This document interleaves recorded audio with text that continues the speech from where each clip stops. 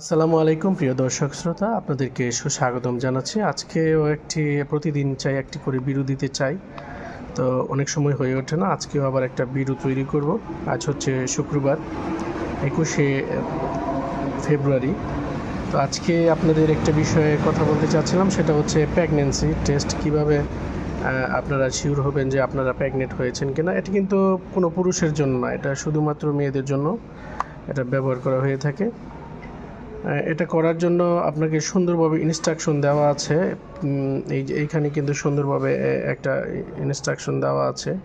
প্রস্রাবটা টিউবে নেবেন, টিউবে নেওয়ার পর ছোট্ট একটা ছিদ্র দেখা যায়, ছিদ্রতে 5 ফোঁটা বা 3 থেকে 5 ফোঁটা দিবেন।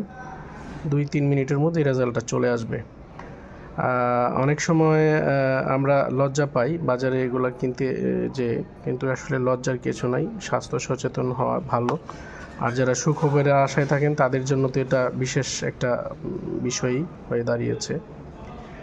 তো এটা মোটামুটি অ্যাকুরেট বলা যায়, একেবারেই 95% অ্যাকুরেট বলা যায় এটার রেজাল্ট। আপনারা মেডিকেল টেস্টে যা পাবেন এখানেও এটাতে তাই পাবেন। এটার দাম খুচরা মূল্য হচ্ছে 80 টাকা। বাজারে আসলে আরও কিছু কমে কিনতে পারবেন, যা মূল্য আছে তার চেয়ে কিছু কমে কিনতে পারবেন। এই প্রস্রাবের মাধ্যমে টেস্ট করে দেখা যায়, আলট্রাসাউন্ডের মাধ্যমে কিন্তু আমরা জানতে পারি, কিন্তু সেটা হচ্ছে ব্যয়বহুল, অনেক টাকা খরচ হয়। কিন্তু বাজারে প্রচলিত যেই গেট সিউরিটি, প্রচলিত যে সুখবর পাওয়ার জন্য যেই উপাদানটি রয়েছে, এটি অনেক রকমের বাজারে পাওয়া যায়। আর এটা হচ্ছে RFL কোম্পানির। আপনারা জানেন এটা একটি স্বনামধন্য কোম্পানি। ভালো মানের একটি তারা টিউব দিয়েছে পরীক্ষা করার জন্য। প্রস্রাবের মাধ্যমে টেস্ট করা যায় যে প্রেগন্যান্সি হয়েছে কি হয়নি। হসপিটাল যাওয়ার পূর্বে আপনারা এটা টেস্ট করে নিতে পারবেন।